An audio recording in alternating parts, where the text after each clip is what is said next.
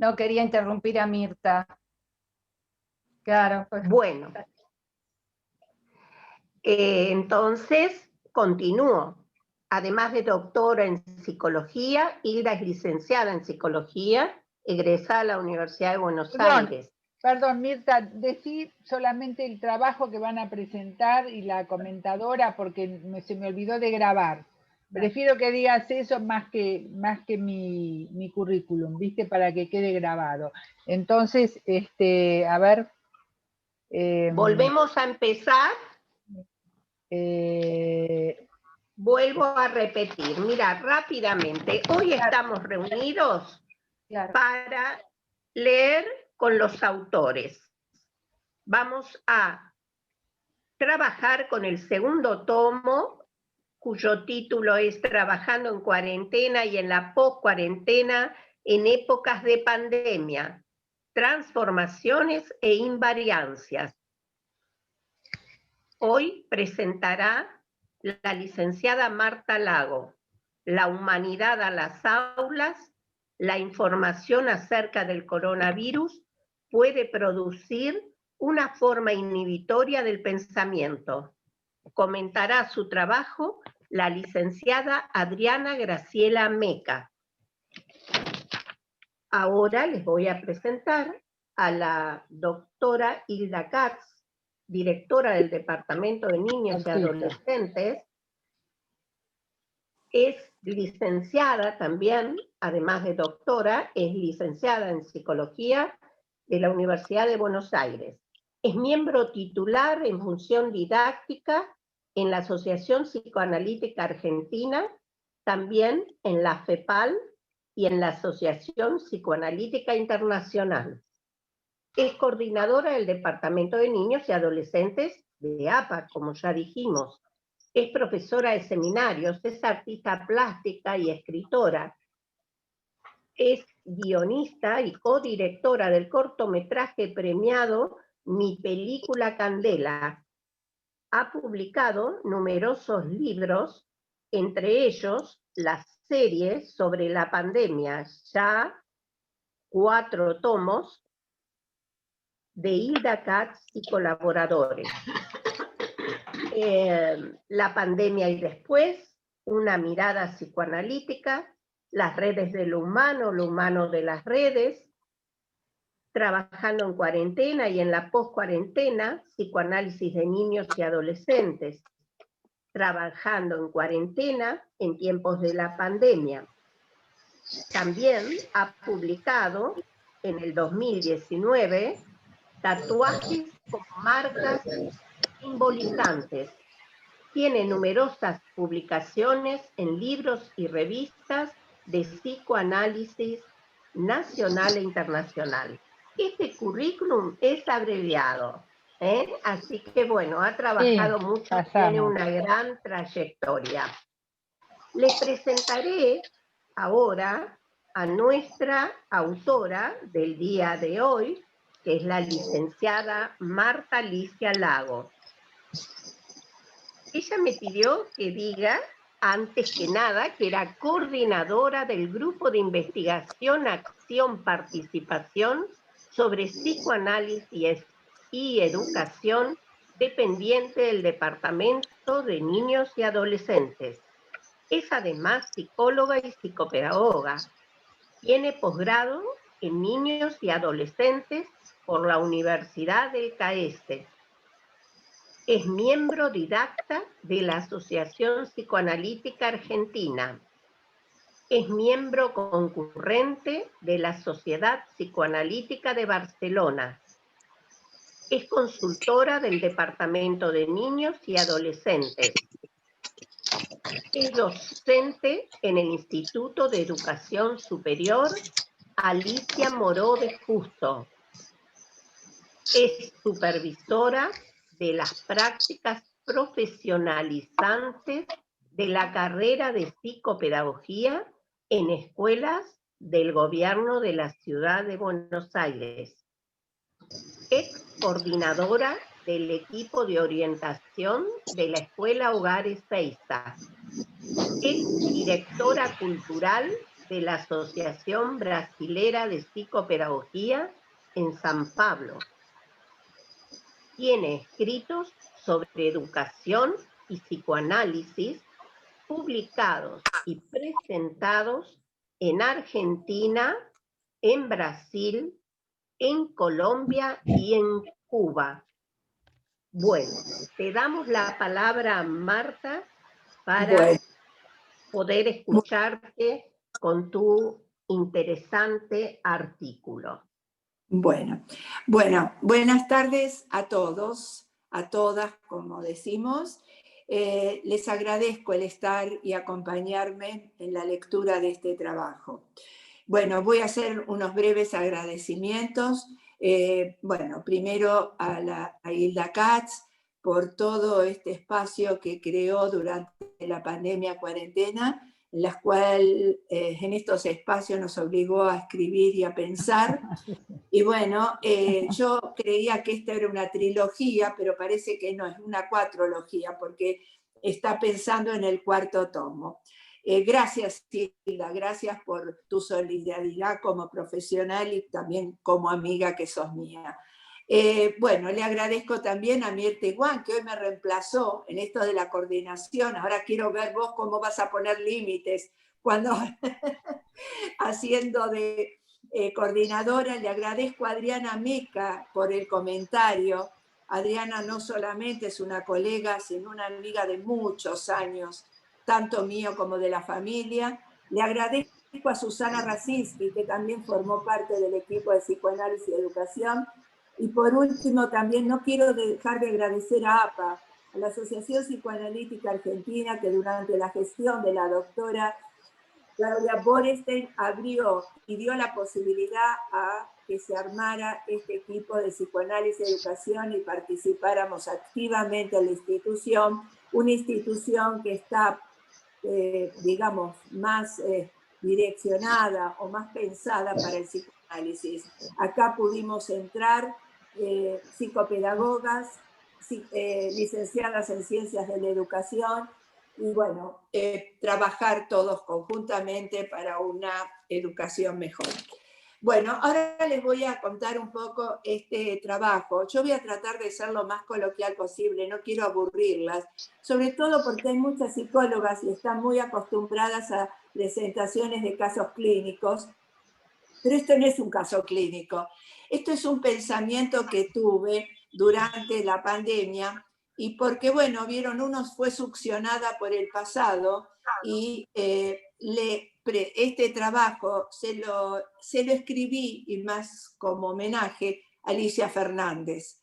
Alicia Fernández, les cuento que para la psicopedagogía es el referente más importante que tuvo la Argentina. Fue una profesional egresada, digamos, en las primeras promociones de la Universidad de El Salvador. La carrera de psicopedagogía no tiene mucha historia, no tanto como la psicología, y ella es autora de varios textos.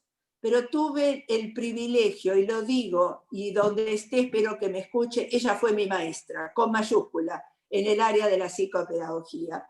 Los textos de ella, La inteligencia atrapada, Poner en juego el saber, Psicodrama psicoanalítico, y otros más, aparte de La inteligencia atrapada, La sexualidad atrapada de la señorita maestra. Bueno, realmente una persona excepcional. Hola, que ¿qué tal? Tuvo dos Hola, ¿qué tal? ¿Cómo estás, Carlos? Tuvo dos creaciones para mí fundamentales. Fueron el DIFAC, que es el diagnóstico interdisciplinario familiar en una sola jornada en el Hospital Posadas, lo hicimos tiempo atrás, y también el análisis didáctico psicopedagógico. Esto fue una transposición del análisis didáctico de la Asociación Psicoanalítica Argentina. Realmente a ella le dedico este escrito. Y también a todas las psicopedagogas. Hoy quise como mostrar un poco qué es lo que hacemos nosotros, cuál es el pensamiento psicopedagógico y en qué lugar nos situamos dentro de la práctica y dentro de la teoría. Me parece que esto es un homenaje a todas las psicopedagogas. Bueno, comienzo con la lectura, pero lo voy haciendo, digamos, charlado también. Empiezo con un epígrafe que dice: váyase, dijo el pájaro, que la especie humana no soporta mucha realidad. Comenzaremos este trabajo definiendo qué entendemos por aprender. Uso el plural, porque esta es la concepción que sostienen muchos autores de la psicopedagogía y la psicología. Alicia Fernández, de la cual ya les hablé, Leandro de la Jonquière, que es un psicólogo argentino doctorado en educación de la Universidad de San Pablo, tiene un texto muy recomendable que es de Piaget a Freud, y Sarah Pain, que seguramente muchos de ustedes la tuvieron en las carreras de la UBA. Definir el aprender es mucho más que adoptar una teoría, es definir una concepción de hombre para nuestra sociedad. Si queremos un hombre que tenga oportunidad de redescubrirse, para insertarse en una cultura, no como repetición de lo acontecido, sino para ser anuncio y promesa de lo que ha de venir, entonces tenemos que hablar del aprender como un proceso que se va construyendo en lo que hacemos y somos. Aprendemos aprendiendo y aprendiéndonos. No se trata del surgimiento de algo, de una vez y para siempre, a la forma del binomio estímulo-respuesta, que es el binomio típico del conductismo, o de repetir insistentemente lo enseñado a la manera de la tradición vijovarista reflexológica. Cuando hablamos o escribimos sobre este tema, hablamos o escribimos sobre nuestros propios aprendizajes. Nos miramos a nosotros mismos y reconocemos la función positiva de la ignorancia. Este es un concepto de Sarah Pain, para conectarnos con la angustia de conocer y con la necesaria resignificación de nuestra historia de aprendientes. Les voy a hacer una pequeña introducción acerca de qué entendemos el aprendizaje desde una psicopedagogía clínica, que por supuesto en la psicopedagogía también hay diferentes orientaciones, están los cognitivos conductuales y por supuesto están los trabajos que tienen orientación psicoanalítica. Bueno, por supuesto que se habrán dado cuenta que tengo orientación psicoanalítica. Entonces, ¿qué entendemos por aprender dentro de la psicopedagogía clínica? Y es esto que también, digamos, tiene como referencias a Sarah Pain y Alicia Fernández. El primer nivel para el aprender sano es el del organismo, que como equivalente a posibilidad, Sarah Pain dice que el organismo puede definirse como programación, memoria sentada sobre la morfología anatómica de los distintos órganos. El organismo constituye la infraestructura neurofisiológica que posibilita la memoria de todas las coordinaciones posibles y se muestra a través del cuerpo. Este es el segundo nivel, que ensaya, se equivoca, se corrige y aprende. Si el organismo es el mismo para todos, el cuerpo es propio de cada uno, porque está ligado al sujeto y su historia. El cuerpo es la síntesis de nuestras experiencias emocionales, gracias al cual entramos en comunicación con el otro, al mismo tiempo que nos apropiamos de nuestro organismo. El cuerpo mediatiza la dimensión interna y externa a través de un vínculo con otro que erotiza para que el aprender sea un acto de amor. El tercer nivel nos encontramos con la estructura lógica, la elaboración objetivante, en síntesis, la inteligencia. En el aprendizaje cada sujeto reconstruye el conocimiento socialmente compartido de acuerdo a su singularidad. En ese reprocesamiento produce alguna novedad, un plus que será compartido, por lo que cabría decir que además de su carácter generalizable, por la universalidad de los mecanismos reguladores de equilibración mayorante, estas son expresiones piagetianas, su accionar es extremadamente singular.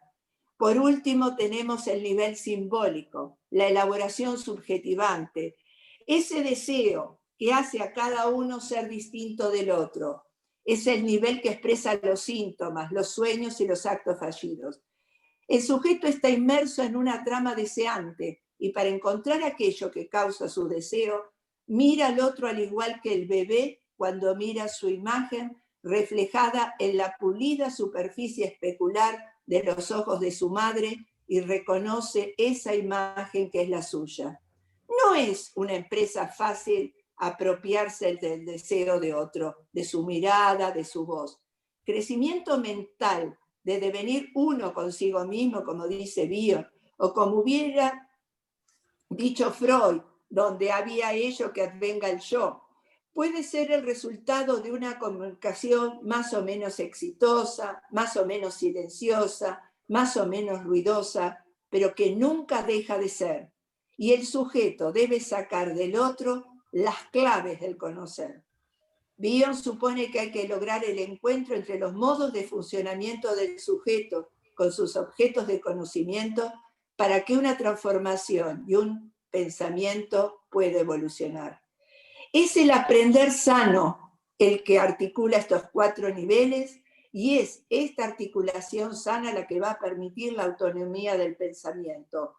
Así como el animal, el instinto le permite sobrevivir, si el aprender nos da autonomía, sin autonomía no podemos aprender.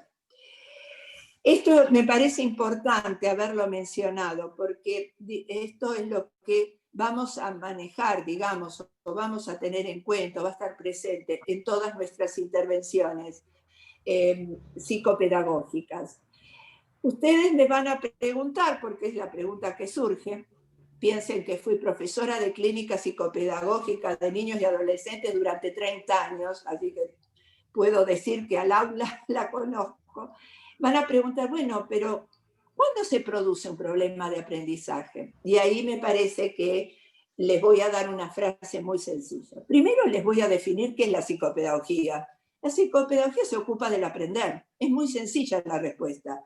Pero ¿cuándo se produce una problemática de aprendizaje? Cuando surgen vicisitudes en la articulación de la inteligencia y el deseo, con la intervención a veces del cuerpo y del organismo.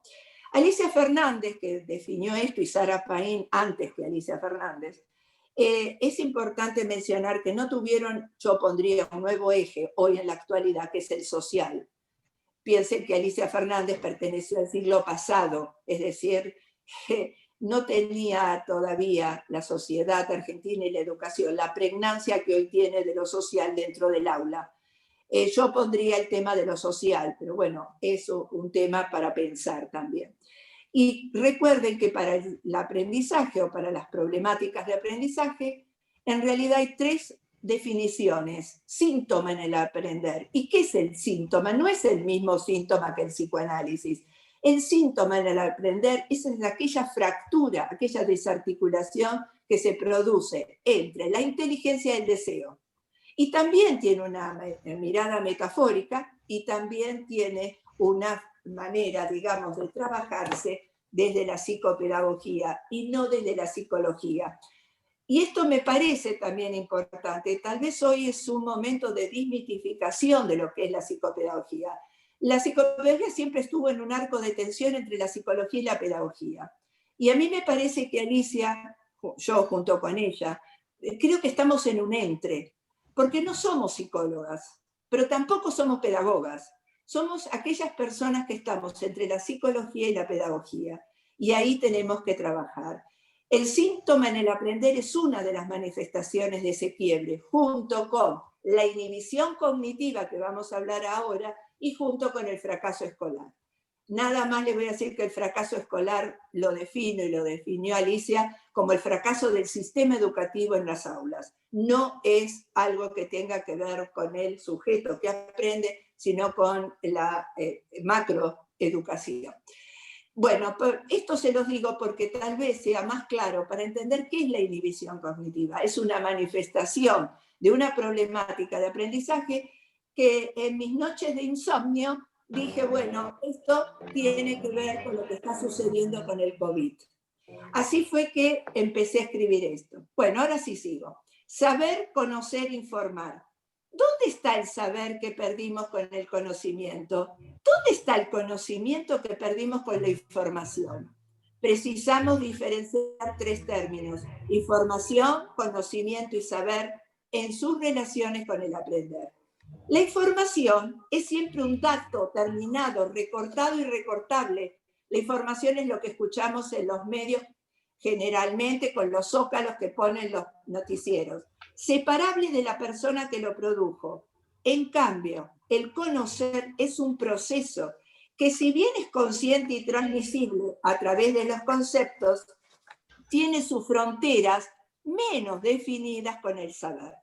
La reconstrucción de un conocimiento no solo implica la reconstrucción de las estructuras cognitivas de un sujeto en cuanto epistémico, sino también la de un sujeto del deseo. Desde esta perspectiva se puede decir que cuando un sujeto hace suyo un conocimiento, se construye como sujeto del conocimiento y del saber. El saber desde Freud es una pulsión epistemosfílica, del cual, sin embargo, se es responsable. Para mí, y esto es una opinión personal, implica una ética. Se trata de un concepto paradojal, diferente de la acepción común de conocimiento. El saber y el conocer, para mí, son dos caras de la misma moneda. ¿Dónde se entrelazan? ¿Dónde se hace esa unión de estas dos caras? En el concepto de pensamiento. Fue necesario introducir y conceptualizar la diferencia entre información, conocimiento y saber para introducir el tema de la inhibición cognitiva, porque en este concepto intervienen un sujeto aprendiente que se informa, todos nosotros cuando miramos los artículos acerca del COVID-19, que transforma esa información en conocimiento y que además todos nosotros tenemos un saber no sabido acerca del COVID-19. La inhibición cognitiva, ¿qué es la inhibición cognitiva? Es el resultado del mecanismo de acción y significación. Las psicopedagogas no estamos en en los contenidos de los dibujos, no estamos en el contenido del significado del juego, sino en las acciones que el sujeto, el paciente que tengamos, a ver qué acciones realiza para acceder a un conocimiento. Y por supuesto, estas acciones tienen alguna significación, no solo cognitivas, sino también unas significaciones deseantes. Uno de los aspectos de la subjetividad más atacado en el momento actual de la pandemia del COVID-19 es el de la libertad de pensar. Puedo ser cuestionada, la palabra libertad después la pensé, pero les voy a decir que pienso en autonomía del pensamiento. Este ataque es lento, persistente y muy peligroso, y tiene hoy como aliada la informática con su escenario privilegiado, que es el de las redes sociales. Todos necesitamos de la información para construir nuestros conocimientos, porque es la única forma de pensar lo que sabemos.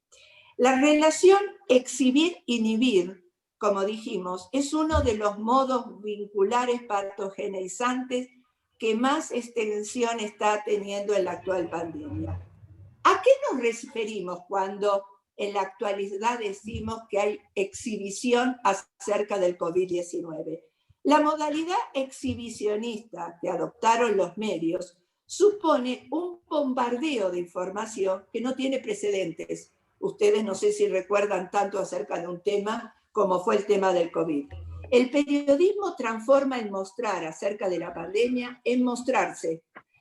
¿Qué pasa con esto? No porta el conocimiento, se transforman en el conocimiento. La distancia entre el conocimiento y el periodista se suprime y aparece un exceso que no es de conocimientos dados y sí de información.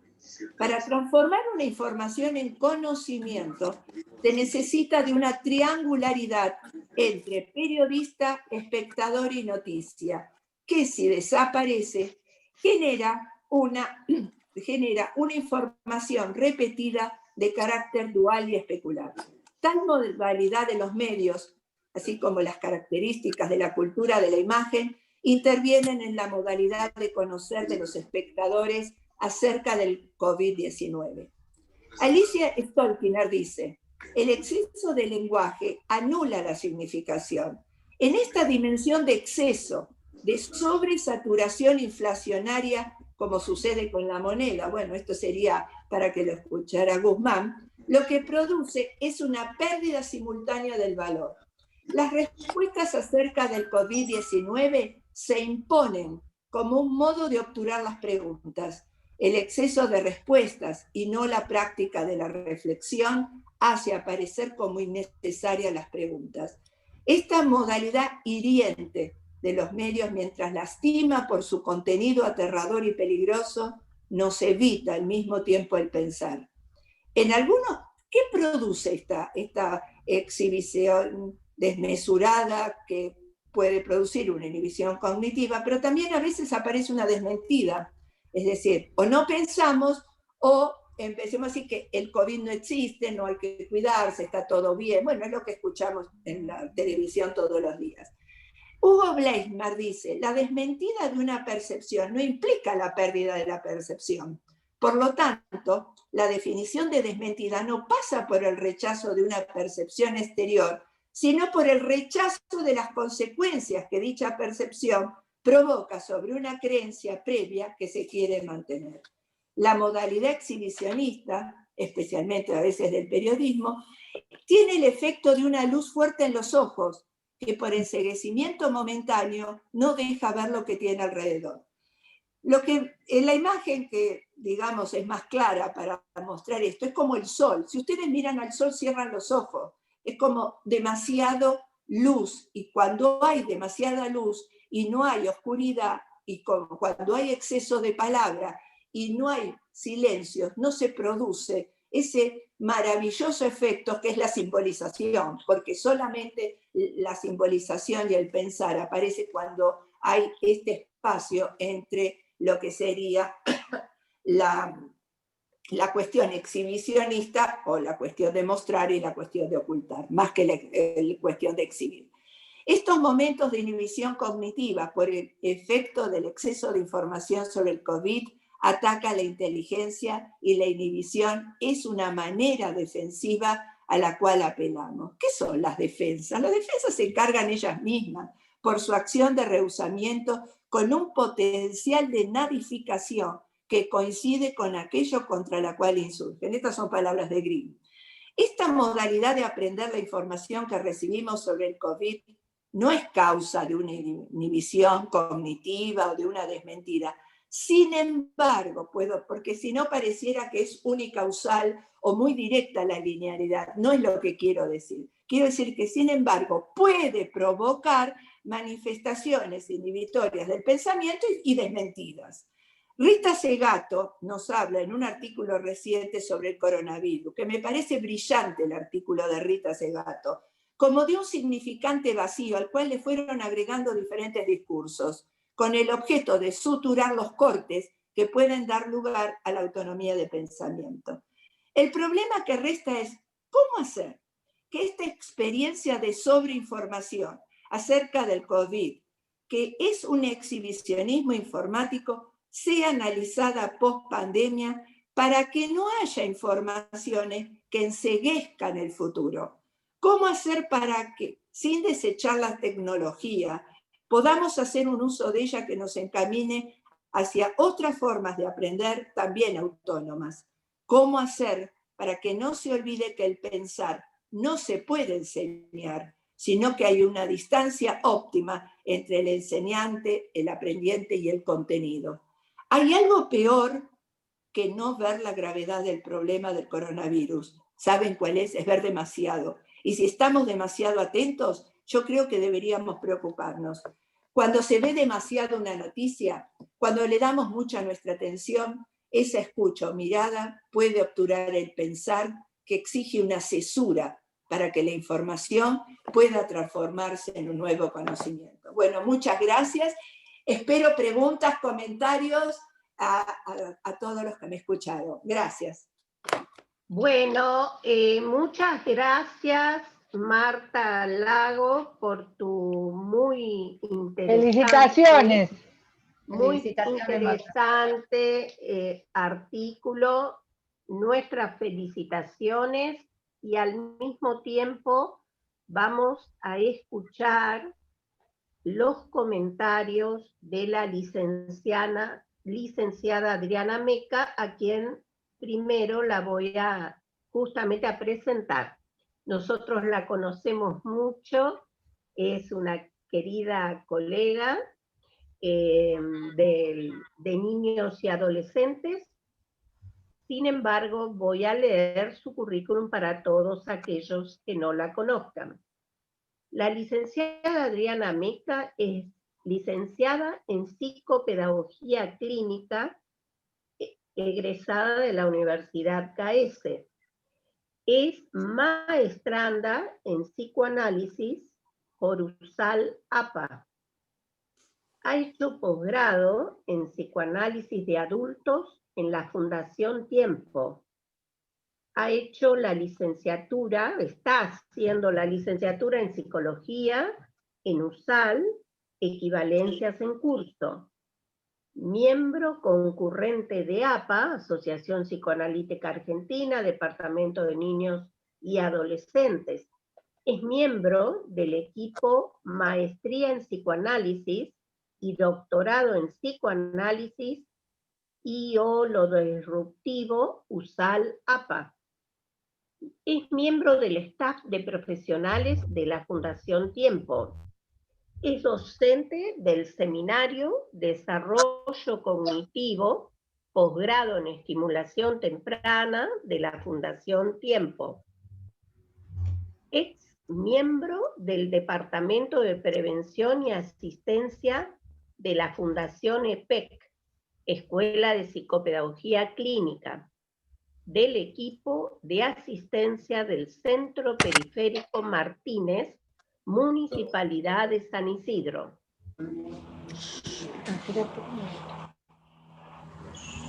Perdón, apaguen los micrófonos para que se pueda escuchar mejor. Ha trabajado también en la obra social de la Policía Federal Argentina y en la obra social del personal de dirección Industria Privada del Petróleo. Ha realizado ayudantías de cátedra en grado y posgrado en la Universidad CAES y en la Fundación EPEC. Trabaja también en consultorio privado y la escuchamos. Perfecto, gracias Mirta. Bueno, primero felicitarte Marta, me encantó tu trabajo y bueno, voy a leerles mis comentarios. El presente trabajo, que se titula La humanidad a las aulas y que sustenta la hipótesis de que la información puede generar una forma inhibitoria del pensamiento. Citando a autoras como Sara Paín y Alicia Fernández, la autora del presente trabajo se pregunta e intenta aclarar qué se entiende por proceso de aprendizaje, qué es aprender, y lo conceptualiza partiendo de una concepción de hombre que a través de su inclusión en la sociedad tenga la posibilidad de redescubrirse para ser parte de una cultura que se le anticipa y a la vez lo trasciende, para llegar a ser activo y partícipe como para promover novedad, diferencia y cambio. Y piensa dicho aprendizaje como un proceso que se va construyendo para hacer de otras maneras desde una impronta creativa, personal y subjetiva, a la vez que integrado en el consenso, para hacer cosas nuevas, también desde lo aprendido, pudiendo introducir las modificaciones correspondientes que a través del ensayo y error haya que perfeccionar o mejorar. Este proceso se lo realiza en el haciendo a la vez que siendo, concepto del deuteroaprendizaje, el aprender a aprender y que aprendiendo se aprende. No se trata de repetir hasta el cansancio para que algo se grabe en una especie de desierto mental o tabula rasa, sino de una co-construcción, de un intercambio constante, sujeto-objeto, de cualquier objeto de conocimiento de que se trate, hecho que nos enfrenta a la angustia ante aquello que se desconoce y que hay que aprender también a desarrollar una cierta y óptima tolerancia a la frustración para hacer posible la reconstrucción interna, en pensamiento, de lo cognoscible, para lo cual es necesario el qué de mí en ello. Es imprescindible el concientizar nuestra implicación e implicancia en dicho proceso si es que deseamos aprender realmente para operar en consecuencia y a conciencia para efectivizar los cambios propuestos. Esto implica cuestionar y además cuestionarse para realizar un análisis fehaciente y adecuado en dirección al cambio y a lo novedoso a lo que se espera arribar. Para ello este trabajo Se propuso analizar los 4 niveles que están implicados en el proceso de aprender, como son el organismo, con su neurobiología dada y posibilitante, el cuerpo que implica la posibilidad de operar y de hacer con, y aquí se entrama con la subjetividad, como son las particularidades en las maneras de hacer y operar, constituyendo el motor de la inteligencia, como son los afectos, que en su conjunta interacción establecerán una singularidad en la modalidad de interacción, el afecto tan esencial en cualquier proceso de aprendizaje. La inteligencia, el pensamiento lógico de las estructuras lógico-matemáticas, que permitirá encontrar lo diferente, lo singular, y también reconocer lo idéntico, en cuyo interjuego podrá arribar a lo novedoso. Y el nivel simbólico de la trama deseante que lo singulariza y cuyo camino a partir de lo que nos es dado y compartido, el mundo de los significantes provenientes del gran otro, lo cultural, irá encontrándose a través de poder verse reflejado en el otro, pero al mismo tiempo constituyéndose a sí mismo, mientras transita el proceso de aprender y aprender a conocerse, diferenciándose y convirtiéndose cada vez en un sujeto activo, capaz de significar el mundo, para que en ese constante proceso de aprendizaje que es la vida, pueda ser él mismo, autónomo y con capacidad de pensamiento crítico. Así, el presente trabajo se propone indagar sobre el conocimiento, el saber y la información en relación con dichos procesos de aprendizaje, individuación y cambio, procesos vitales en los que está implicado inexorablemente un sujeto deseante, que está abierto a la pregunta para seguir pensando y a su través continuar construyendo conocimiento y saber. Este valiosísimo texto se plantea el espacio para la interrogación y la reflexión conjunta. Nos invita a tomar distancia de lo dado y lo servido para poder construir en un espacio de reflexión creativa, autónoma e íntima, algo diferente, para que luego pueda ser compartido, para continuar en esa espiral de construcción de conocimiento. Muchas veces somos testigos de estar compelidos a mirar hacia algo a modo de defensa para no ver la otra escena. La autora nos conduce hacia una mirada profunda para pensar y meditar cuidadosamente respecto de invadir para no dejar ser, de atiborrar de información para no dejar espacio para la reflexión y el pensamiento, hiato imprescindible para poder crear alguna concepción propia, nueva y diferente. Gracias, Marta, por tu interesantísimo trabajo de invitación al espacio reflexivo. Muchas gracias, Adriana. Realmente emocionante tus palabras. Creo que más que comentario fue un complemento. Creo que agregaste que sería como interesante que lo pueda como profundizar en el texto que escribí. Gracias, Adriana. Con Adriana compartimos muchas horas familiares y con Adriana hemos compartido ensalada de remolacha, ¿no? Muchas ensaladas de remolacha juntas en casa con mi familia. Te quiero muchísimo, Adriana, te quiero muchísimo. Yo Gracias. también a vos.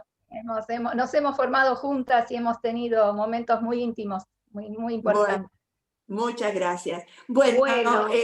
Bueno, agradecemos a Adriana por sus comentarios, muy interesante, Adriana. Adriana también es miembro del equipo de investigación de psicoanálisis y educación del Departamento de Niños, cuya coordinadora es la licenciada Marta Lago. Marta, acá llegaron muchas felicitaciones por tu excelente trabajo. Hay muchas felicitaciones y te voy a leer un comentario de Patricia Morandini Roth, que sabemos que es una colega que está viviendo en España y que siempre está presente, y te dice: enhorabuena a Marta por su trabajo tan solvente. Es excelente tener estos autores y ponerlos a jugar en la época actual, ya que parece que la educación se ha robotizado. Piaget se ocupa del aprendizaje psicogenético, incluso un aspecto que no se nombra, la conciencia moral y social. Debe querer decir que Piaget también se ha ocupado, obviamente que sí, de la conciencia moral y social y la forma motora que adopta el niño cuando los estímulos desde el entorno lo activan. Hoy el criterio, dice Patricia, hoy el criterio moral piagetiano está conformado deficientemente o deficitariamente. No hay transmisión en el aprendizaje en las escuelas, opina Patricia. Gracias por tu inmenso aporte.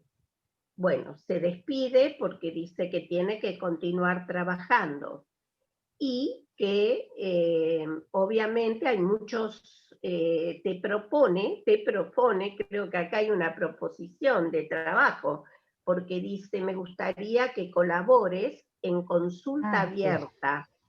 Así que bueno, te esperan en España. Gracias, para seguir trabajando. Bueno, Siguen las gracias. felicitaciones, te felicita Hilda Katz, hay muchas más felicitaciones, Federico también, felicitaciones Marta, muy interesante tu trabajo. En fin, a Adriana también le agradecen sus comentarios, otra compañera del grupo de psicoanálisis y educación, que es Susana Rasinski, la felicita a Adriana por los comentarios, muchas más felicitaciones. A ver, también dice que es otra colega, bueno, Adriana Meca. Mis felicitaciones para Marta por un trabajo maravilloso que nos invita a ser activos cognitiva y emocionalmente.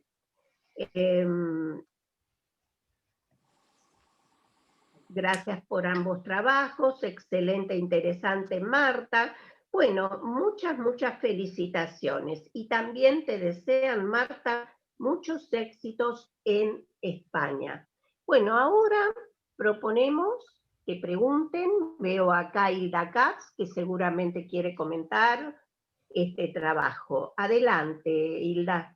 No, ante todo felicitaciones a Marta y felicitaciones a Adriana Meca. Realmente ha sido un placer escucharlas y hemos aprendido mucho. Creo que tiene, como todos dicen, mucha solvencia. Pero yo voy a decir unos párrafos que dijeron que me impactaron especialmente, ¿no? Cuando Marta nos habla, ¿no?, de las vicisitudes de la inteligencia y el deseo y el cuerpo como mediatizador. Y dice una frase que dice, el aprender nos da autonomía y la autonomía nos permite aprender, ¿no? Esa frase me parece tan significativa y la uno a lo que dijo Adriana Meca, ¿no? Marta dice, el aprender nos da autonomía y Adriana Meca dice, y la autonomía nos permite aprender. Y Adriana Meca dice, haciendo a la vez que siendo, ¿no? O sea, un sujeto activo capaz de significar el mundo. Es decir, para mí esas dos frases se unen, ¿no? Y yo las tomo como un hecho seleccionado, al menos para mí, de lo que están transmitiendo, ¿no? Es decir, digamos, esa autonomía de ir haciendo a la vez que siendo autónomos, ¿no? Ese interjuego entre el aprender que nos da autonomía y la autonomía que nos permite aprender me pareció excelente, más en este momento donde tenemos una crisis en los aprendizajes desde el lado de quienes tienen que tomar ese rol, ¿no? De donar sentido, de donar tiempo, ese rol, digamos, de colaborar en este proceso, donde lo que yo estoy investigando es el tema de los adultos que desertan de esa función, del adulticidio. Así que muchísimas gracias. Gracias, Muchas gracias, Muchas Hilda, gracias. muchísimas gracias, muy interesantes tus comentarios. Y acá, Marta, aparece una pregunta de Patricia Bueno. Chavero, nuestra compañera del Departamento de Niños. Bueno, escuchemos la Dice pregunta. Patricia Chavero, me gustaría, a partir de tu lectura, que nos cuentes algo más sobre el tema de la inhibición cognitiva en niños y adolescentes. Bueno, En tu experiencia, ¿de qué se trata? bueno, bueno, yo lo comenté al pasar. Nosotros, como bueno, lo definió Adriana Meca, lo definí yo y Hilda lo volvió a reinterpretar, para nosotros el aprender tiene dos ejes importantes, que es la inteligencia y el deseo. Hasta ahí, digamos, dentro de una mirada clínica, porque por supuesto, como repito, en la psicopedagogía también hay diferentes orientaciones. Ahora, ustedes, creo que la pregunta va a qué pasa con la problemática de la inhibición cognitiva en los niños y en adolescentes. Estos alumnos pacientes alumnos cuando llegan, yo les voy a contar, por ejemplo, para que sea claro, cuándo nos aparece a una psicopedagoga una inhibición cognitiva. Tiene un modelo muy típico, porque yo les voy a decir que esto es una viñeta y está muy recortada y les pido que no generalicen. Es los chicos, por ejemplo, que tienen los espacios en blanco. Los espacios en blanco, que no escriben, no que tienen un síntoma de aprender, que sería alguna dificultad en la lectoescritura y el cálculo, por decir dos disciplinas madres de la escuela, sino esos chicos que dejan como, bueno, esto mismo que voy a repetir, esos espacios que no quedan simbolizados. En esos casos nosotros vemos una inhibición cognitiva, porque la propuesta es que cómo sería la circulación o cómo es, sería la pregunta a la familia, cómo fue la circulación del conocimiento en esa familia. Si en esta familia se produjo una circulación del conocimiento digamos, en una forma exhibicionista, eso puede provocar esta manifestación en la escuela. Yo les voy a contar de un caso clínico que fue muy interesante, que yo lo presenté con Alicia Fernández en un congreso, pero creo que va a ser bastante claro.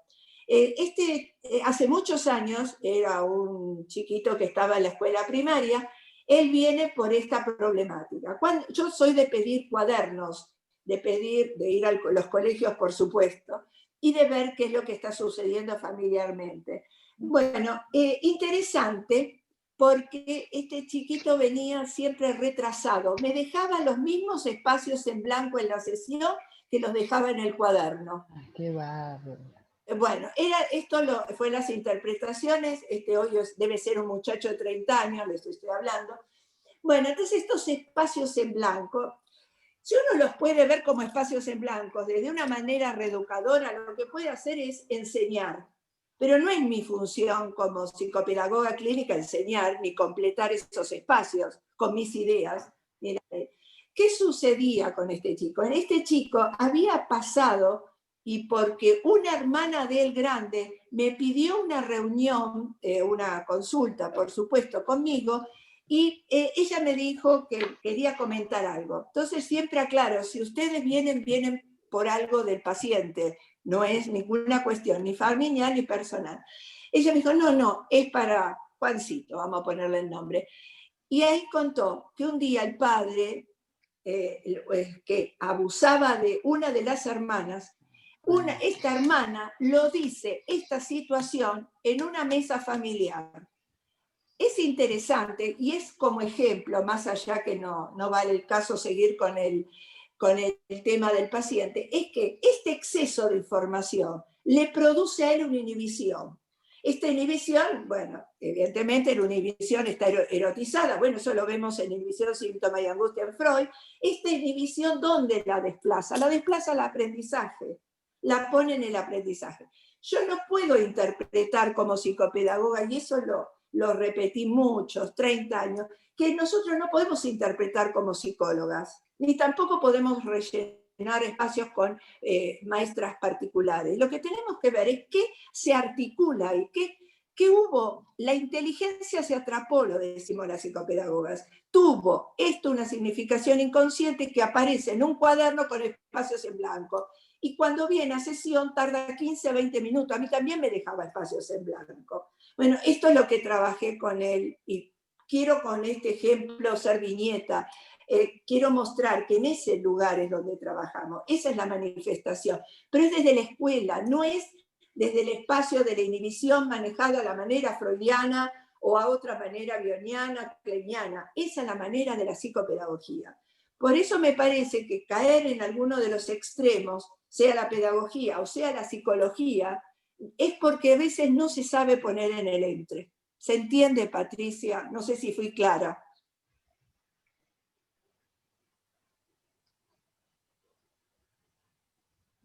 No sé, quedó en silencio.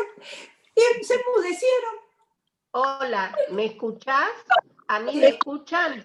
Sí, sí, te escucho, pero quería... Bueno, entonces le vamos a dar, gracias por responder a la pregunta de Patricia. Si quiere agregar algo Patricia, lo puede hacer. Si no, vamos a darle la palabra a Susana Rasinski. Y luego Perdón, ¿puedo decir algo? Mercadante. Patricia no te está pudiendo contestar, Marta, porque ella dijo que se tenía que retirar a trabajar. Perfecto, perfecto. Bueno, entonces sirvió para todas. Patricia Montini. Soy Patricia Chavero la que hizo la pregunta. Ah, bueno, ves que está... Claro, la que se tenía que retirar a trabajar era Morandini, pero la pregunta la hizo Patricia Chavero. Por eso le preguntaba si quería agregar algo más. Sí, quería agregar una cosita. Marta, además de agradecerte la respuesta y de felicitarte por el trabajo, me gustó muchísimo, quería decirte que es muy importante también entre los psicoanalistas que trabajamos con niños y los psicopedagogos, porque a veces me ha pasado, hay como si se estableciera una pelea, una grieta, ya que estamos esa palabra, y qué interesante cuando una psicopedagoga tiene la apertura de poder pensar, como un psicoanalista también, la apertura de poder pensar en las dos disciplinas para complementarse, ¿no? Me parece muy importante, desde las dos miradas, poder entender cuál es la problemática de cada chico. Así que, bueno, te agradezco. Muchas gracias. Gracias, Patricia. Espero haber sido clara, porque lo que me interesa es transmitir que no somos psicólogas, pero tampoco somos pedagogas. Entonces, me parece que es lo que yo quise con este artículo. Y tuve esta oportunidad a través de Hilda y con ustedes presentes, y con la comprensión y el cariño de ustedes, es decir, miren, yo les voy a contar qué hacemos la psicopedagoga, para que no quede ese mito de una maestra particular, ni una psicopedagoga psicoanalítica, porque no es esa la función. Y para que entender que nos complementamos y que tenemos una mirada en esta forma. Gracias, Patricia, muchas gracias. Bueno, Marta, gracias, y creo que se abre un camino para pensar la interdisciplina. Creo que es muy interesante tu artículo para seguir pensando la interdisciplina. Ahora le vamos a dar la palabra a Susana Rasinski, luego a Mónica Mercadante y luego a Eve Abrines. Adelante, Susana. Bueno, felicitaciones Marta y Adriana, porque la verdad nos representaron muy bien. A veces cuesta mucho explicar lo que hacemos. Y entonces ese entre me parece maravilloso, y las palabras de Isla sintetizando también, que es un proceso el aprender y que estamos en permanente actividad sin olvidar el afecto. Entonces, me hiciste acordar también, Marta, yo tenía un chiquito que también tenía espacios, tenía en blanco en las tareas, y muchas veces en las escuelas lo que nos dicen es, lo que pasa es que hay muchos psicólogos que nunca estuvieron en las aulas, y a su vez hay muchas maestras que no saben de psicología. Entonces, este tema que vos lo explicaste muy bien, y te agradezco muchísimo, porque realmente, digamos, es poder hacer un entre. Y uniendo esto con lo que está trabajando Isla, con la ausencia de los adultos, ¿no? En este momento que hay tanta sobreestimulación de información, como vos dijiste bien, no solo que faltan los adultos, sino que los exhiben. Sí, por eso esos términos que vos utilizaste me parecen muy importantes para entender y para poder diferenciar los diagnósticos. Que esto viene, que el otro día cuando estuvo Mirta con la gente del fórum, esto de rotular, porque si un chico no piensa, no rinde, ya está. Y entonces hay que tener en cuenta que es un proceso y cuáles son los factores que están incidiendo. Así que yo te agradezco muchísimo, porque creo que en el departamento también para nuestros colegas es importante saber lo que hacemos y cómo trabajamos. Claro. Porque esto también para la escuela nueva, siempre hablamos de poder lograr que el docente, el que está en contacto, como los padres, trabajar la subjetividad, pero no nos olvidemos que se aprende permanentemente. Así que muchísimas gracias. Gracias, Susana, muchas gracias. Bueno, ahora le damos, gracias Susana, ahora le damos la palabra a Mónica Mercadante. Bueno, vamos, Mónica. Sí. Bueno, antes que nada, por supuesto, felicito tu trabajo, Marta, porque más que nada lo que me gusta es ese estilo de conceptualizar y definir. Y eso, digamos, en todo trabajo teórico importa, porque muchas veces, a veces hay autores que se corren de eso. Hablo en general, no es que hablo de los autores de acá. Y poder seguir en una línea de conceptualización y definición más precisa, si se quiere, me parece importantísimo. Bueno, al margen de eso, pensaba en esto de lo que vos decías acerca de la información de los medios dentro de la pandemia, lo que definiste como algo exhibicionista, ¿no? Sí. Bueno, y que es inevitable que una, digamos, información así catastrófica, por supuesto, como fue la dada por todos los medios, se traduzca siempre en síntomas o en el cuerpo o en la inhibición del conocimiento o en mecanismos de defensa del orden que querramos pensar. Yo lo asociaba esto un poco con los furores de Freud, no sé por qué, mientras vos ibas leyendo se me ocurrió hacer esa asociación. El furor curandis, el educandis, y podemos ahora, quizás, lo digo un poco así, mal expresado, lo que sería un furor informandi, que es lo que está pasando en este último tiempo en un mundo más globalizado. Y como todo furor, trae, por supuesto, sus consecuencias. Ahora, la pregunta concreta sería, ¿cómo, digamos, esto se articula con esta escuela nueva, distinta, que está apareciendo en la pandemia, con lo que sería la escuela a través del Zoom, la escuela remota, donde si también no habría un exceso de información, con poca capacidad por parte de los chicos de poder adquirir mayores conocimientos o un aprendizaje, como decía Adriana, donde intervengan más los mecanismos lógicos, simbólicos. Digo, si no se puede, digamos, contaminar un poco quizás la escuela de este, como digo, furor informandis, acerca de dar contenido sin una situación de procesamiento real. Es una pregunta, ¿no? Bueno, esto que va a generar la nueva escuela. Mira, yo con respecto al lugar que tienen los Zoom y digamos toda la tecnología en esta cuarentena y los efectos que tuvieron, yo creo que en todos los ámbitos, a mí me parece que estamos todavía transitándola. No sé cuáles van a ser los resultados. Yo no me atrevo, por lo menos doy fe que no me atrevo a decirlo. Lo que yo siempre digo es que estas cuestiones superan el tema tecnológico, es decir, ¿en qué sentido? que la inhibición cognitiva, el fracaso escolar, que son las 3 formas de la psicopedagogía, por favor, esto es psicopedagogía, estas 3 formas no están, digamos, se desarrollan o se generan en forma diferente, si es presencial o es a través del Zoom. Esto es lo que digo. Si vos a través del Zoom podés hacer la triangularidad que es enseñante, aprendiente, conocimiento, en el extremo está el conocimiento, y ambos a través de una pantalla miran ese conocimiento, esto va a ser un aprendizaje sano. Ahora, si volvemos al sistema dual, donde por supuesto el conocimiento soy yo y el alumno me lo tiene que quitar a mí, y por lo tanto eso trae culpa porque tengo que destruir al enseñante en una relación especular, eso puede pasar en las pantallas o en lo presencial.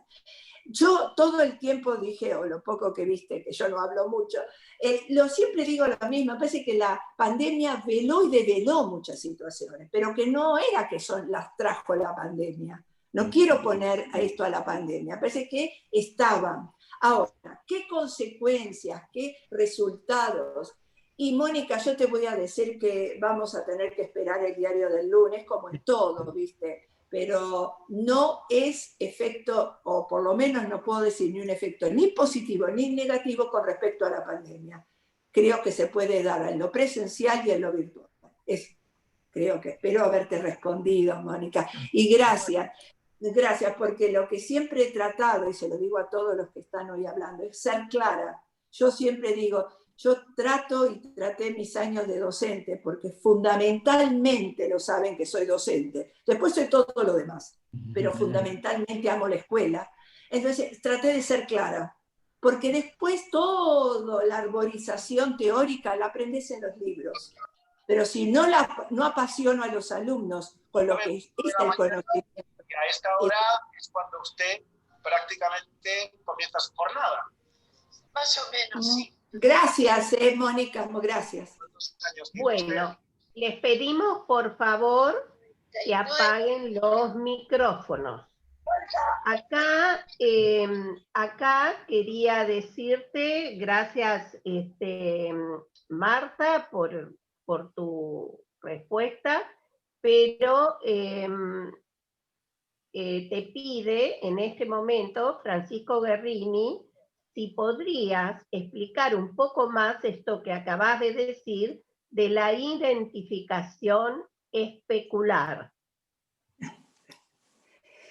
Bueno, la verdad que chicos me hacen preguntas. Bueno, digamos, la triangularidad edípica es un modelo, nada más, es un modelo que sirve para trasladarlo a la situación del aprendizaje.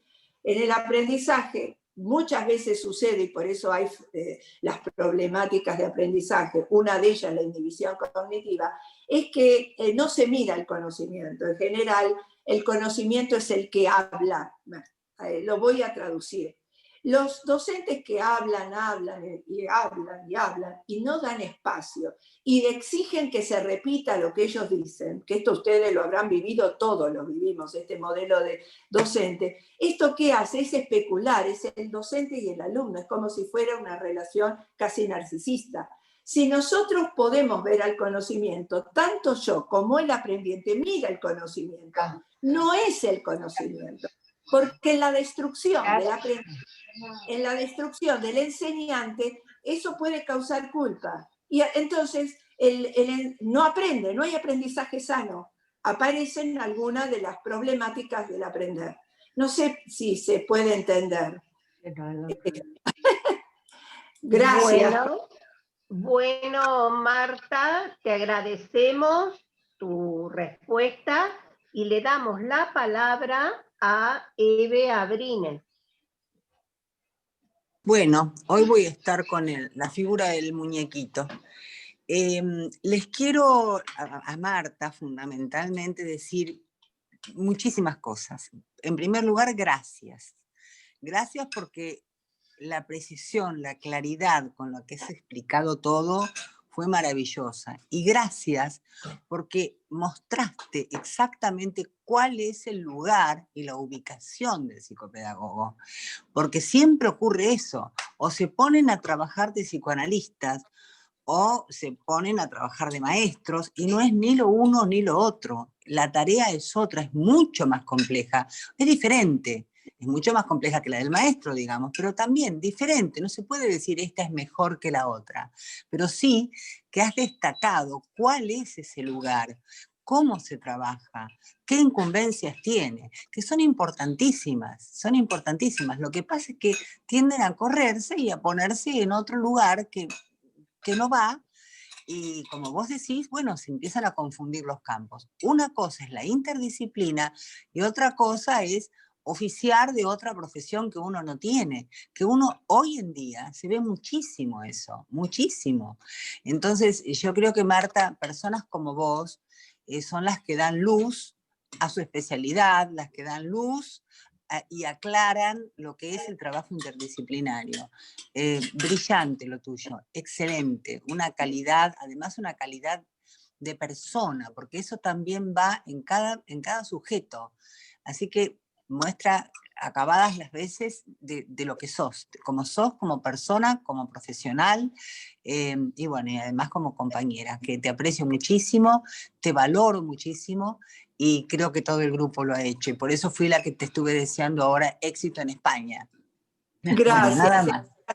Me emocionás, Bueno, gracias. Creo que con Eve hemos compartido Marta, espacios. Sí. perdón, Sí. termina, Marta. Termina. No, que con Eve hemos compartido estas inquietudes fuera del espacio de niños y adolescentes, y nos identificamos en esta posición que ella aclaró muy bien, y es lo que yo creo que traté de insistir en este trabajo. Gracias, Eve. Además me emocionas. Un cariño muy grande, Marta, muy grande. Bueno, muy bien. Ahora le damos la palabra, que está esperándonos, a Mariel Besabe. Vamos, Mariel. Mariel Basabe, Mirta. Basabe, perdón. Basabe. Mariel sabe, Mariel sabe. Mariel Basabe. Saber sabe.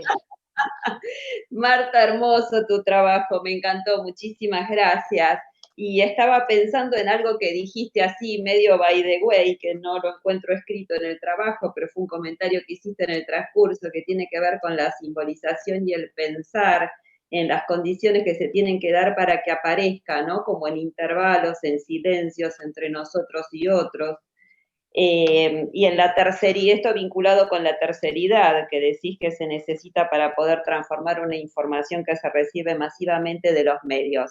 Al punto que quiero ir, que me parece que es un punto de intersección entre la psicopedagogía y el psicoanálisis, y que me parece que tiene que ser el eje en las escuelas, es lo que tiene que ver con el tema del pensar, de crear condiciones favorables para que se desarrolle el pensamiento y el pensamiento propio. Si uno apunta a que cada niño pueda desarrollar un pensamiento propio, ahí vamos en favor de la subjetivación, de la simbolización, de darle un lugar, de escucharlo, de poder generar conflictos para que ese pensamiento desde lo cognitivo se vaya enriqueciendo y vaya avanzando.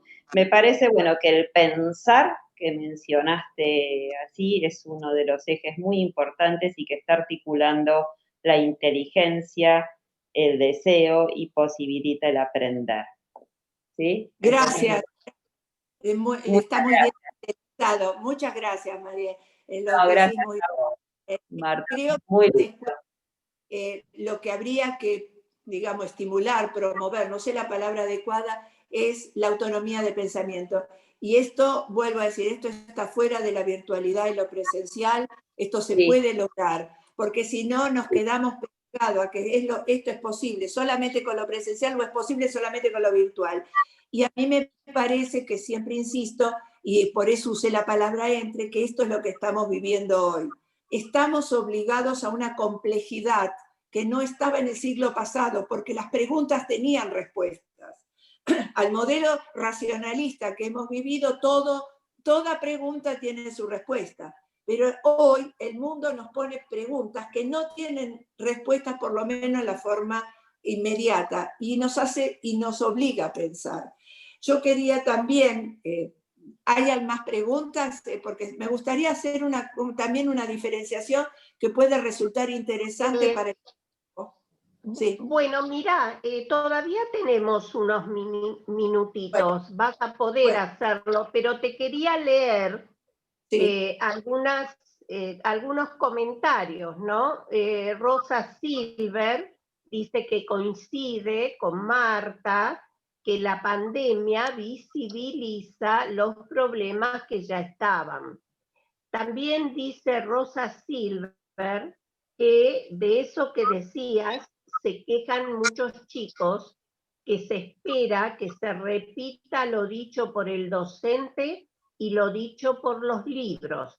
Es decir, sí, asombra que todavía, ¿verdad?, se siga insistiendo en la repetición, pero evidentemente está presente en las aulas. Sabemos que hay muchos docentes, hay muchas escuelas. Bueno, a ver, el rico vínculo que construiste con todos nosotros atravesará la distancia, querida Marta. Te lo dice Alicia Sapu. Y gracias. Bueno, ahora sí, Marta, tenés tu tiempo para ampliar lo que vos quieras. Gracias, Mirta. Te agradezco también tu coordinación. Bueno, hay una cuestión que me parece clarificar con respecto a esto. Yo creo que lo diferencio exhibir y la inhibición que produce el exhibir con la cuestión de mostrar y guardar. Creo que si en el aprendizaje en la escuela se puede mostrar y guardar, se genera la posibilidad de la simbolización y de la autonomía del pensamiento. Concretamente, cuando se exhibe, lo que el otro tiene que hacer es como espiar el conocimiento, para que esto quede más claro. Pasa que no les podía dar una clase hoy porque se iban a aburrir. Pero en realidad, cuando vos espías el conocimiento, eso no es un aprendizaje sano. Hay que guardar y hay que mostrar, porque en el interjuego es donde se construye el aprendizaje sano.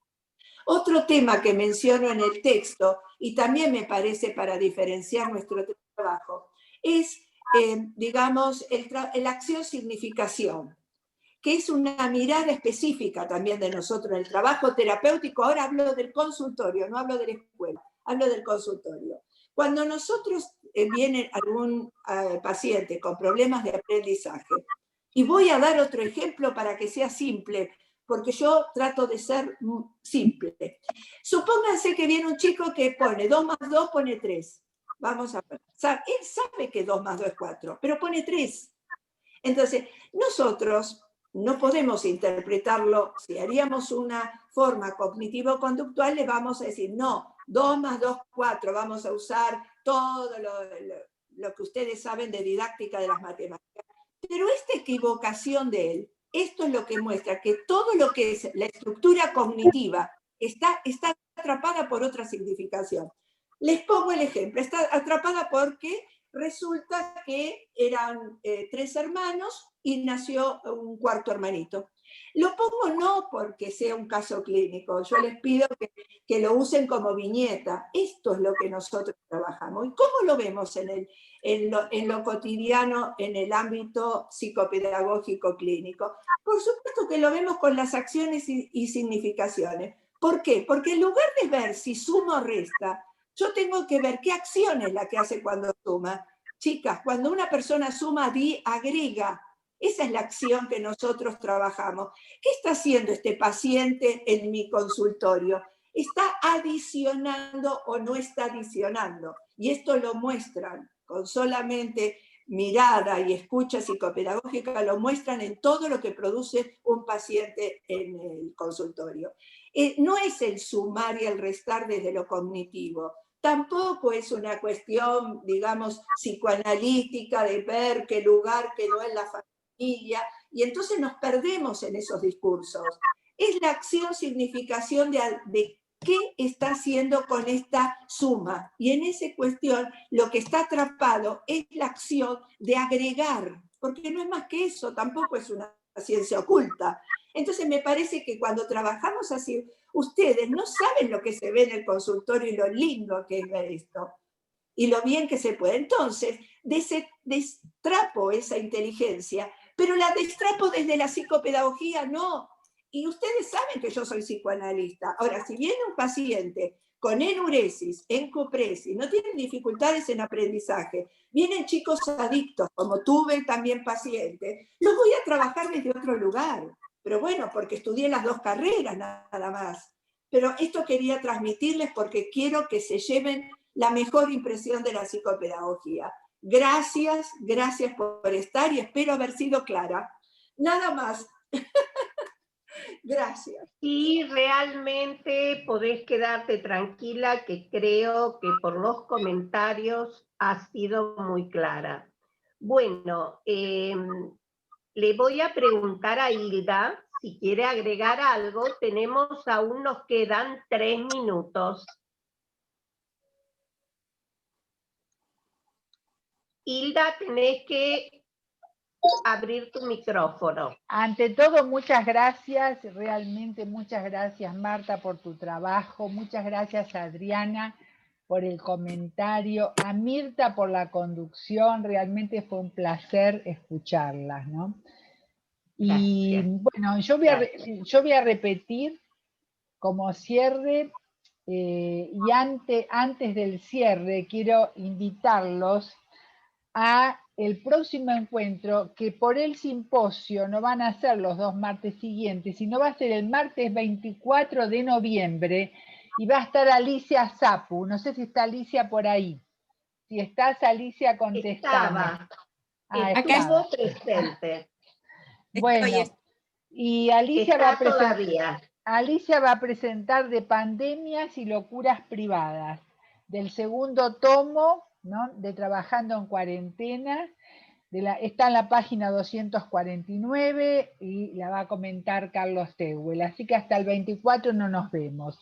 Y yo, para cerrar, quiero repetir, como dijo antes Marta, para que se afiance, ¿no?, en la memoria, lo que dijo Marta, ¿no?, de las vicisitudes de la inteligencia y del deseo, de que el aprender nos da autonomía y la autonomía nos permite aprender, como también respondió, digamos, Adriana, diciendo, haciendo, la importancia de estar haciendo a la vez que siendo, ¿no? Tratar de que el niño sea un sujeto activo capaz de significar el mundo, como dijo Adriana, ¿no? Es decir, me parece que hicieron como una complementación ideal. Y cuando hablaban de la importancia del pensamiento propio, yo también subrayo en los libros, ¿no?, la importancia de preparar a los niños y adolescentes para pensar por sí mismos, mucho más en tiempos de crisis civilizatoria como la que estamos viviendo, en tiempos de pandemia, porque quizás tienen que tomar decisiones y nosotros no estamos, ¿verdad? Entonces, la importancia que tiene lo del pensamiento y lo que dice Marta, haber recibido, digamos, la importancia del pensamiento propio, ¿no? Y yo me quedé pensando, para hacer un juego de palabras, el haber recibido lo propio de un pensamiento, ¿no?, que se haya podido apropiar de un pensamiento mediante la donación de sentido, de un saber estructurante, de poder haber sido pensado por un adulto a cargo para poder pensar él, ¿no?, que es lo que estamos, digamos, al menos yo estoy trabajando en este momento. Así que agradezco muchísimo lo que significó este recorrido y que me lleva a pensar justamente esto que ustedes remarcan, ¿no?, lo propio, tener pensamiento propio y el poder haber sido pensado. Me viene a la mente de la película de los hermanos Taviani, Caos, en el capítulo que está, ¿cómo se llama?, Pirandello, que va a ver a su madre muerta, y le dice que su preocupación es quién lo iba a pensar ahora que ella no estaba, ¿no? Y entonces la importancia de haber sido pensado por las figuras parentales, las funciones parentales, los adultos a cargo o como quieran llamarle. El haber sido pensado por otro para poder apropiarse y tener pensamiento propio. Así que muchísimas gracias, realmente nuevamente. Gracias, gracias, gracias. Bueno, Marta, hay más felicitaciones para vos y también para nuestra compañera del equipo de psicoanálisis y educación del Departamento de Niños, que ha tenido el honor de comentar tu trabajo, Adriana Meca. Ambas han recibido muchas felicitaciones. Así que bueno, creo que ha sido una jornada. Perdón. ¿Puedo decir algo muy cortito? Sí, cómo no. Bueno, muchas gracias, porque si no me iba a quedar ansiosa. El 2 más 1, 4 de Marta, ¿no? Yo trabajé un tiempo como maestra y hay una maestra constructivista que crea condiciones para el pensamiento. No hablo de la psicopedagogía, hablo de una maestra, ¿no?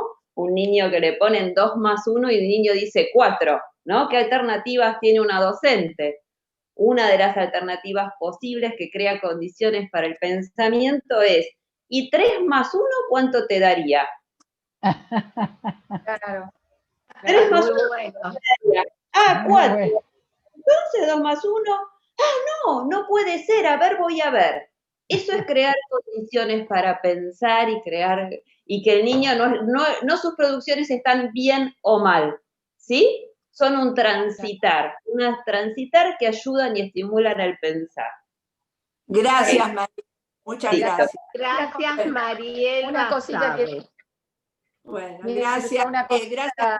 Gracias, Hilda. Una cosita quiero decir a lo que decía Mariel y uniendo con lo que decía Hilda, esta capacidad de hacerlo entrar en conflicto que tiene el que guía el proceso de construcción de conocimiento, de aprendizaje. Claro. Para que el sujeto pueda apropiarse y pueda construir. Claro, es un tema, yo también iba a decir, pero es muy largo de explicar todo el conflicto cognitivo similar al conflicto del síntoma en el psicoanálisis. Pero bueno, chicos, no nos da el tiempo. Y Mariel, ¿qué querés que te diga? No me da el tiempo, porque si no yo estaría 3 horas hablando. Me imagino, estamos seguras. Pero esta fue una hermosa despedida. De Marta, una hermosa despedida para tu viaje, te esperamos de vuelta en marzo, pero igual hasta marzo vamos a verte todas las semanas. Seguro, estamos todos comprometidos. Yo voy a estar con ustedes porque mientras puedan los horarios y los tiempos allá, yo voy a estar acompañándolas, y gracias por el acompañamiento, gracias por el cariño, y por supuesto que voy a seguir. Desde donde esté, yo voy a estar con ustedes. Van a hacer como la película Las largas vacaciones del 36. Bueno, espero que no sea lo mismo, pero van a ser las largas vacaciones. Acompañándonos. Un abrazo grande para todas. Gracias por participar y ha sido un excelente encuentro. Desmuten, claro. Muchísimas gracias, Marta. Fantástica. Un abrazo, Marta. Excelente. Chao a todos. Gracias, Larisa. Gracias, Larisa, que siempre nos acompañás. Un placer aprender tanto de Marta. Gracias. Gracias. Ahora cuando esté en Madrid la vas a tener ahí. La espero. Marta. Esperamos. Qué bueno. Gracias. Gracias. Chao, gracias. Gracias a todos y a todas. Gracias, Patricia, Estefaní, Maruja. Bueno, uno siempre se olvida de Inés. Gracias, Inés. Mónica. Felicitaciones a gracias, este grupo Eve. tan Gracias. Cariño. Gracias, Cecilia, que se puso. Gracias. Gracias. Bueno, muchas gracias.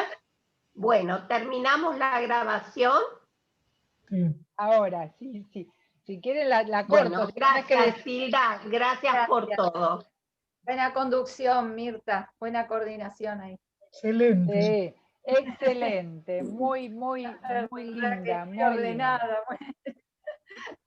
Estefaní, desmuteate. Estefaní quiere decir algo, a ver.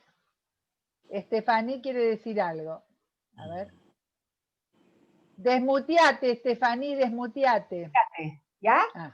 Bueno, les quiero agradecer, sobre todo Hilda, que aglutinó a este grupo. Esta es una amiga mía, porque estoy escribiendo un libro de toda la familia. Es artista, autora de varios libros. Esta vive en Estados Unidos. Mucho gusto. Una mujer que ¡Ay, qué casi bueno! 80. ¡Qué bueno! Y si la googlean, y gracias, porque ahora desde México les mando todo mi cariño y agradecimiento por todo lo que aprendo de todas ustedes. Muchas gracias. ¿Cómo es el nombre de tu amiga? Porque no lo escuché. Carla Zarevska. Zarevska. Ah, perfecto. Bueno, mándamelo bien, así la te lo mando bien para que veas todas sus publicaciones igual y comparte con todos nosotros. Gracias. Fantástico. Gracias a todas. Felicitaciones. Gracias. Hasta la próxima. Hasta la próxima. Chao. Hasta el martes 24. Después seguimos todo el verano. Gracias.